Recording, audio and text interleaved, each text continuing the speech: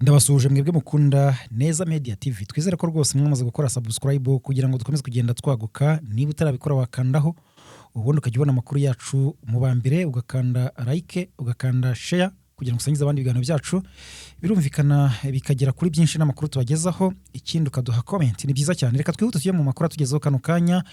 Ibintu byakomeye cyane i Bujumbura. Perezida Evariste Ndayishimiye aravugwaho inkuru iteye ubwoba nyuma yuko rwose habaye amatora muri minsi agendanye yavugwa mu ishyaka CNDD-FDD mu gutoranya uzahagarira rino shyaka mu matora y'umukuru w'igihugu mu mwaka utaha. Bakaba baremeje ko n'ubundi bagomba kuzahagararirwa na Perezida Evariste Ndayishimiye akazongera kwitoza cyangwa se kwiyamamaza nk'umukuru w'igihugu. Ntabwo abantu babyumvise kimwe muri iri shyaka rya CNDD-FDD. Usibye n'ibyo ngibyo, mu gisirikare naho byabaye uruvangitirane, byabaye akajagari, ndetse rwose hari abajenerali bahagurutse, ariko bikaba rero binavugwa ko uyu witwa General Prime Niyongabo we agiramiwe cyane, ndetse n'uyu Perezida Evariste Ndayishimiye. Ndakubwira ko ibi bintu biteye, tuze kubisesengura turebe neza uko bihagaze n'amakuru ariko tugeraho n'uwayatangaje. Ikindi nuko imirwano yakomeye cyane ahitwa rwose mu Twaba, wa mutwe witwa MDKC cyangwa se umutwe nyine ukorera muri Kivu muri Katanga. Uyu mutwe ukaba umaze igihe nawe uzengereza igisirikare cya leta FARDC ku buryo cyajyanyeyo ibirwanisho cyangwa se ibikoresho bihambaye cyane bya gisirikare, bajyana abasirikare b'imitwe idasanzwe nk'abahibu n'abandi. Uyu mutwe ukomeza kugenda wica benshi muri bo, unafata ibice byinshi mu gace cyangwa se muri sitwari ya Mutwaba. Kugeza ubu leta ikaba yarabuze icyo ikorana cyangwa se yarabuze ayicira nayo imira. Rero turaza kugaruka kuri uyu mutwe. Bakomeje kugenda batangaza ngo ufashwa n'abarimo Joseph Kabila, bakavuga M23, bakavuga ngo harimo imbaraga za Moise Katumbi n'umuvugino mugabo utavuga rumwe n'ubutegetsi bwa Kisekedi n'abandi banyapolitiki bakomeye, bavuga bati uyu mutwe ufite imbaraga uhabwa mu buryo butandukanye, ku buryo ariyo mpamvu uzengereza igisirikare cya leta. Ndaje nkubwira noneho ibyo wakoze cyangwa se byabaye hariya muri Katanga. Turaza kwihuta cyane tubagezeho andi makuru. Rwose ni umuyobozi mushya w'ubutumwa bwa Loni bwo kugarura muri Repubulika Demokarasi ya Kongo yahishuye ibyo yaganiriye na AFC M23. Murabizi ko yaganiriye na M23 mu bihe byashi mu minsi ishize igoma, nabwo yarahageze ya nyuma yo kuva za Bunia ndetse na hariya muri turi nyine, arongera ajya kuganira nabo muri FDLR, ndetse byanateje rwose impaka ku bantu bamwe na bamwe bavuga bati se ni gute umuyobozi nk'uyu wa MONUSCO ajya kuganira n'umutwe w'iterabwoba wa FDLR unagizwe na benshi mu bagize uruhare muri Jenoside yakorewe Abatutsi mu Rwanda, ukaba ndetse banakomeje guteza ibibazo muri aka karere, umutekano muke no kubiba ingengabitekerezo ya Jenoside. Ibyo byo biteye bite? Ariko kandi haje kugaragara amakuru ko mu bo yaganiriye nabo harimo cyangwa se ari bifuza kuba bataha mu Rwanda kugira ngo nyine bagirane ibiganiro, yumve uko ibintu bimeze. Rero amaze gutangaza ibyo yaganiriye na AFC M23 kuko kugeza ubu byari bitarashyirwa ahagaragara mu buryo bwa anyabwo cyangwa se buri officiel. Turaza rero kurebera hamwe amagambo ya Perezida Donald Trump wa Leta Zunze Ubumwe za Amerika. Rwose ntabwo byoroshye na gatoya. N'umugabo wari uhitanwe, yari yishwe rwose n'umugabo muri hoteli yitwa Washington Hilton Hotel. Yarahasize umutwe Donald Trump Imana ikinga akaboko. Ese uyu mugabo wari umwishe ibye bimeze bite kugeza ubu? Byamugendekeye bite? Aracyariho se cyangwa se yishwe? Ibyo ubu ngubu kugeza ubu haratangazwa iki? Trump we wari wivuganwe we aravuga iki? Reka tubirambure byose uko byakabaye, tuhere kuri aya makuru. Rwose aya makuru ari kuvugwa yuko n'ubundi mu gihugu cy'u Burundi ibintu byongeye kudogera cyangwa se byabaye bibi cyane, kuko ejo bundi havugwaga amakuru yuko muri CNDD-FDD batoranyije ugomba guhagararira iri shyaka mu matora y'umukuru w'igihugu ataha. Bemeranya ko hagomba gutoranwa cyangwa se ugomba guhagararira iri shyaka ari Perezida Evariste Ndayishimiye n'ubundi uri ku butegetsi. Aha rero impaka zahise ziba ndende cyane. Bamwe bavuga bati se ni gute uyu mu perezida tutumva kimwe yakongera kuyobora igihugu cy'u Burundi cyangwa se yakongera guhagararira CNDD-FDD? Bakavuga ko harimo abandi bafite ubushobozi bakabaye bahagararira iri shyaka, ariko ko Ndayishimiye atakabaye yiyamamariza cyangwa se kongera kuyobora igihugu cy'u Burundi. Rero mu ngingo bashingiragaho zindi zikomeye zituma batemera iby'itoranywa rye, bavugaga ko hari akanama kitwa sage cyangwa se conseil de sage, ni incabwenge cyangwa se nyine aba inzobere zo muri CNDD FDD. Abo bakaba ari abantu 5. Abo rero bakaba rwose barimo uwitwa Perezida Evariste Ndayishimiye ubwe, birumvikana akaba ari umukuru w'igihugu cyangwa se umuyobozi mukuru muri CNDD FDD. Hakaba harimo Reverien Ndikuriyo no umunyamabanga mukuru muri CNDD FDD. Harimo Trésorier General akaba yitwa Zeno Ndaruvukanye, nawe yari ari muri abo. Hakaba harimo Gerase Ndabirabe, ni umukuru w'inama nshingamateka cyangwa se inama nshingamategeko, nawe akaba ari muri abo.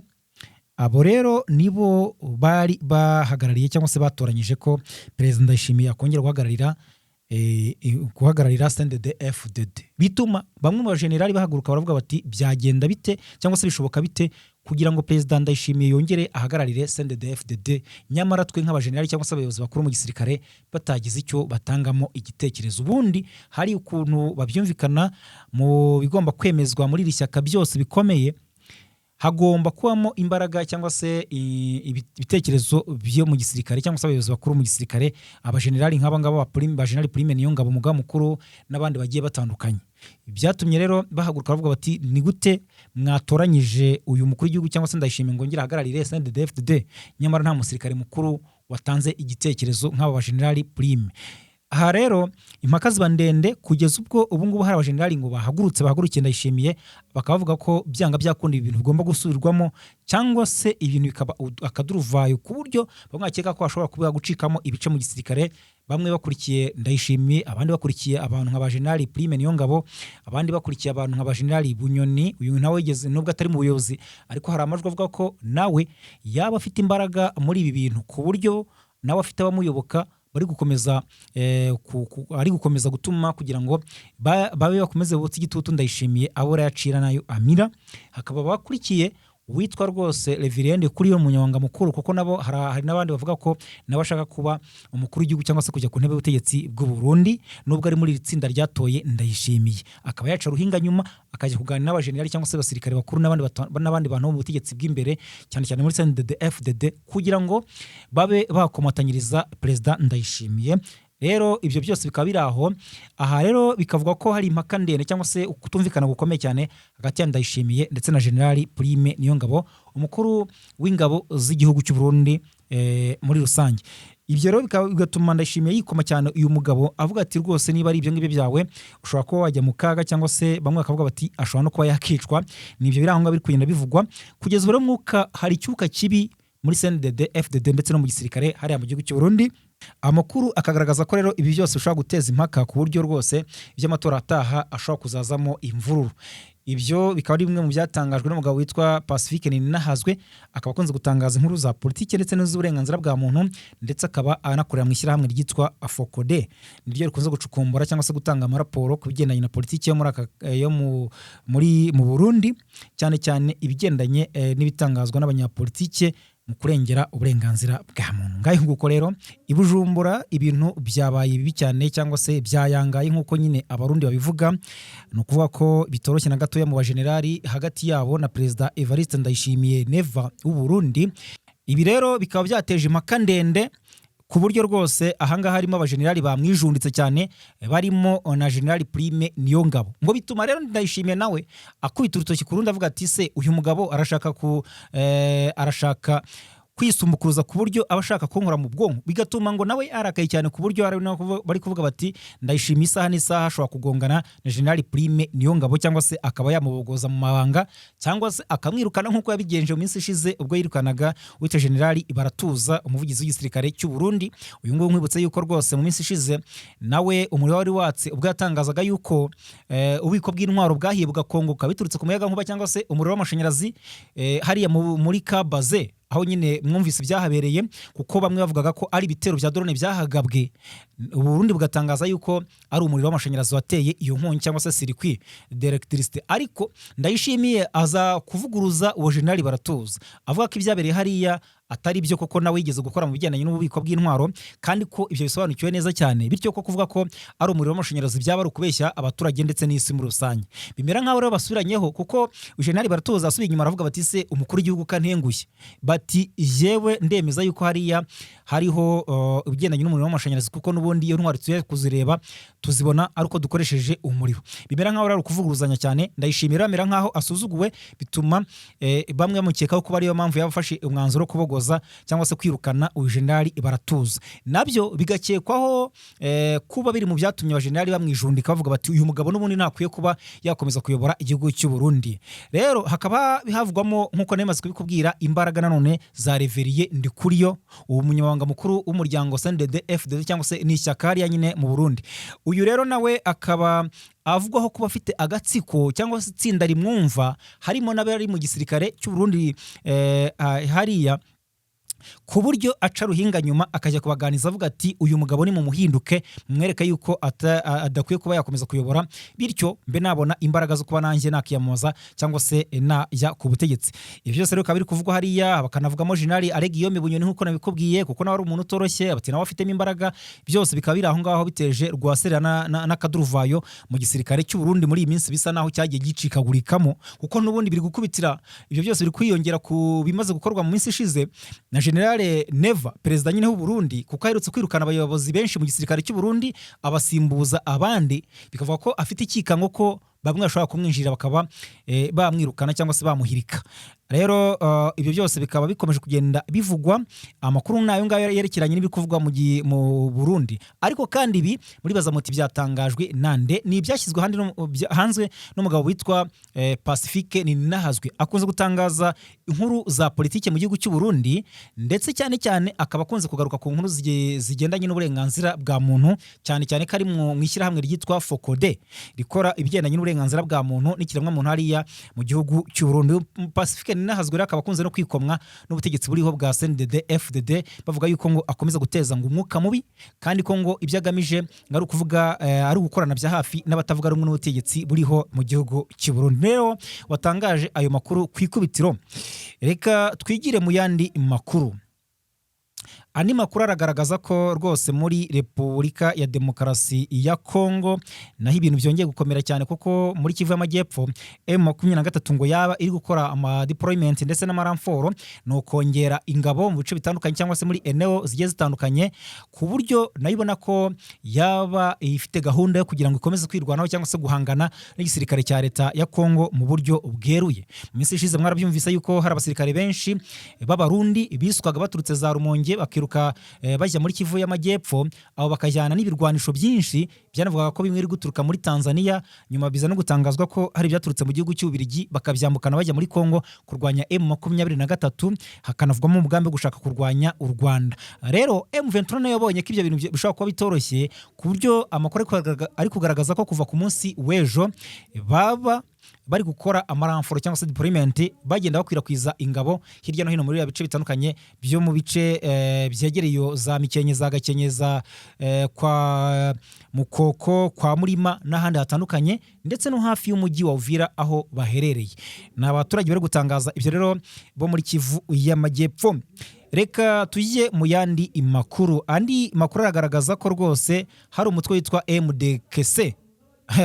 Uyu mutwe ubarizwa muri Katanga. Uyu mutwe nawo ntabwo roheye igisirikare cya leta FARDC kuko wafashe igice kinini cyane cyo muri Tetwari yitwa Mutwaba ndetse unahirukana abasirikare ba leta ku buryo umunsi ku munsi bagenda bahindura ingabo baza guhangana nawo, ibigaragaza ko uyu mutwe utoroshye. Leta ya Kinshasa akunze gutangaza ko ngufashwa na M23 bakongera bagatangaza ngo ufashwa na Moise Katumbi unawe utavuga rumwe n'ubutegetsi bwa Kisekedi, bakongera bakavuga ko ngo wabufashwa na Joseph Kabila. Byose biraho ngaho bitewe n'uko ngo babonana imbaraga zidasanzwe. Rero uyu mutwe wongeye kukameza aho rwose aho bita mu gace ka Konga byakaze cyane kuko FARDC yaje n'ibifaru byinshi, n'ibifaru bigira muri 4 ngo baje kurwanya cyangwa se kurimbura uyu mutwe, ariko ntabwo ibyo bifaru byose byabashije gusubira inyuma nkuko amakuru atugeraho abigaragaza. Kimwe cyatwitswe na MDKC cyangwa se uyu mutwe wo muri Katanga ubigaragaza ko utoroheye igisirikare cya leta ya Kongo muri rusange. Ni umutwe ugaragaza ko rero ibikorwa na leta ya Kinshasa utabyemera ndetse cyane cyane bishingiye ku kuba hari ikandamiza ku baturage bo muri Katanga bakomeza guhera inyuma mu iterambere bagakena bakicwa n'inzara, nyamara ubutunzi bwabo kamere bukomeza gusahurwa n'abazungu ndetse bafatanyije na leta ya Kinshasa, ugasanga ibikorwa remezo ntibageraho, nibashije kuboneka nibigera muri Katanga byigira handi ndetse nubwo nabyo atari byinshi. Bakavuga ko rero icyo baharanira ari uko intara ya Katanga yakigenga ikabona ubwigenge, cyangwa se ubutegetsi bwa Kisekedi bukarindimuka kuko ntacyo bumaze. Reka tujye mu yandi makuru avuga ko umuyobozi mushya w'ubutumwa bwa Loni bwo kubungabunga amahoro muri Repubulika Demokarasi ya Kongo mu burasirazuba bwa MONUSCO akaba ari James Siswani yatangaje ko mu ruzinduko aheruka kugirira mu mujyi wa Goma rwasize agiranye na AFC M23 igenzura uwo mujyi wa Goma, ko bagiranye ibiganiro byibanze cyane mu gushyira mu bikorwa imyanzuro y'akanama ka Loni gashinzwe amahoro n'umutekano no gukurikirana iyubahirizwa ry'agahenge CCLF cyangwa se ceasefire. Icyo gihe rero bikaba ari ibiganiro bagiranye ku itariki 24 Mata 2026 nibwo Siswani yageze mu mujyi wa Goma, aho yahuriye akanaganira n'abayobozi ba AFC M23. Ni ibiganiro ku ruhande rwa ririya huriro rya AFC M23 byitabiriwe n'abarimo umuhuzabikorwa waryo ni Colonel Nanga, harimo kandi umuhuzabikorwa wungirije akaba na perezida wa M23 Bertrand Bisimwa, harimo umunyamabanga uhoraho wa AFC M23 Benjamin Mbonima, harimo na guverineri w'intara Kivu y'Amajyaruguru washyizweho na AFC M23, uyu ngawe akaba yitwa Bahati Musanga Erasto, n'abandi banyacyubahiro muri AFC M23. Ibiro by'ubuvugizi bwa MONUSCO mu itangazo byasohoye kuri uyu wa mbere bavuze ko ibiganiro byahurije Siswani n'abayobozi ba AFC M23 mu mujyi wa Goma byibanze cyane gushyira mu bikorwa imyanzuro y'akanama k'umutekano, gutangiza no kunoza imikoranire y'inzego zikurikirana kandi zigenzura iyubahirizwa ry'agahenge ndetse no ku ngamba zifatika zo guteza imbere ibiganiro bya Doha na Washington. Siswani rero akaba yaraboneyeho guhamagarira impande zose kubahiriza ibyo ziyemeje muri izi gahunda zitandukanye bagiye bagiranamo ibiganiro hirya no hino. Uyu munyamerika mbere yo kujya i Goma ubundi yari yabanje gukorera ingendo mu bice birimo imijyi nka Beni ndetse na Bunia. Ahangaha kari muri akaba ari muri mu ntara ya Ituri. Yavuze ko izo ngendo zamufashije gusobanukirwa neza ibibazo by'umutekano bikomeje kugaragara mu burasirazuba bwa Repubulika Demokarasi ya Kongo no kumva ibitekerezo n'impungenge by'abaturage bakomeje guhura n'ingaruka z'intambara zirimo kuvanwa mu byabo no kubaho mu mutekano muke. Uyu Siswani rero akaba yarashimangiye ko MONUSCO ngo n'umuryango w'abibumbye byiyemeje gushyira mu bikorwa imyanzuro y'ibihumbi 2773 n'ibihumbi 2808 y'akanama k'umutekano yafashwe mu 2025 igamije kugarura ituze mu burasirazuba bwa Kongo. Ati rwose imyanzuro ishimangira kubahiriza ubwigenge, ubusugire, ubumwe n'ubudahangarwa bw'imbibi za Repubulika ya Demokarasi ya Kongo. Umwe rero muri iyi myanzuro ikaba ari isaba inyeshyamba za AFC M23 kuva mu bice zigenzura. Akaba yanavuze ko uruzinduko rwe we n'itsinda rye bagaragaje ibyihutirwa mu mikorere ya MONUSCO, ngo cyane cyane mu bijyanye no kurinda abasivile no gushyigikira ishyirwa mu bikorwa ry'agahenge. James Siswani akaba yarashimangiye kandi ko MONUSCO izakomeza gukorana n'abanyekongo mu gushyigikira ibikorwa bigamije kugabanya umwuka mubi, kurinda abasivile no gufasha kugarura amahoro arambye. Gusa abaturage bo mu burasirazuba bwa Kongo bakunze gutangaza kenshi ko ibikorwa bya MONUSCO bitaboneye kandi birimo gukorana cyane n'igisirikare cya leta FARDC n'abagizi ba nabi barimo nka FDLR. Ibigendanye no kuba bagarura amahoro n'umutekano bihabanye cyane kure, kubera ko abaturage bakomeje kugenda bicwa, bagasahurwa, bakameneshwa, bagahunga, nyamara MONUSCO ihari, imitwe itwara gisirikare kiyongera kurusha uko byari bimeze itarahagera. Bakavuga ko rero bayikemanga kugendanye n'ibyo itangaza kuba yagarura amahoro n'umutekano hariya mu burasirazuba bwa Repubulika ya Demokarasi ya Kongo. Twihuta cyane, Perezida wa Leta Zunze Ubumwe za Amerika Donald Trump yatangaje ko umugabo wagabye igitero muri Washington Hilton Hotel, aho yari mu musangiro n'abanyamakuru bakorera muri White House, yashakaga kwica abayobozi bakuru ari umurwayi, ndetse impuruza yatanzwe n'abo mu muryango we. Uyu mugabo rero wari witwaje imbunda n'ibyuma akaba yitwa Cole Thomas Allen. Trump yabwiye CBC ati yari umukristo, yizera nyuma aza guhinduka urwanya ubukristo, ndetse yarahindutse cyane, ashobora kuba ari umurwayi.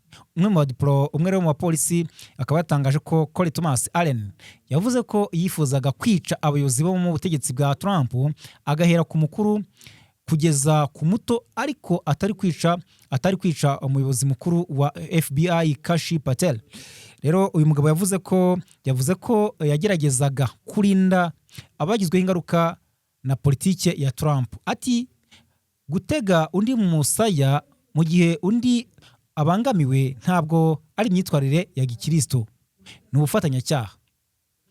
Ubutumwa rero uyu mugabo yandikiye abo mu muryango we bugaragaza ko muri Washington Hilton Hotel nta mutekano uhagije uhari, ndetse hari ukwirara kuko yinjiranye intwaro nyinshi, ariko ntibatekereze ko ashobora guteza ikibazo. Ati narinze ngerayo rwose ubona yuko ndi kwidegembya. Trump rero akaba avuga ko ibikorwa nk'ibi bitakabaye bibaho iyo icyumba kiri kubakwa muri White House kigenewe kwakira ibirori kiba cyaruzuye. Asaba ko imirimo yo kucyubaka yakihutishwa vuba kugira umutekano we wizerwe. Ariko kandi hari abatangaza yuko ibyakozwe n'uyu mugabo ngo byaba biri inyuma, cyangwa se hari ababyihishe inyuma, cyane cyane kugendana n'intambara Amerika irimo na Irani, aho iri gufasha nyine Israheli. Bakavuga ko rero hari abashobora kuba baratumye uyu mugabo kwivugana Trump, kuko hari n'abanyapolitike muri Amerika batemera ibyo ko Amerika yarashoje intambara kuri Irani, batumva impamvu yabyo. Bavuga bati rwose Amerika ni ukwiyenza, nushaka gukomeza kwiyita umupolisi w'isi, kandi nyamara ibangamiye rubanda nyamwinshi rutuye iyi si. Reka mbashimire cyane mwebwe mukunda uyu muyoboro, mukore subscribe, mukande like, mukande share. Amakuru yacu akomeze kwageraho mu buryo bwose bushoboka, cyangwa se 5 kuri 5.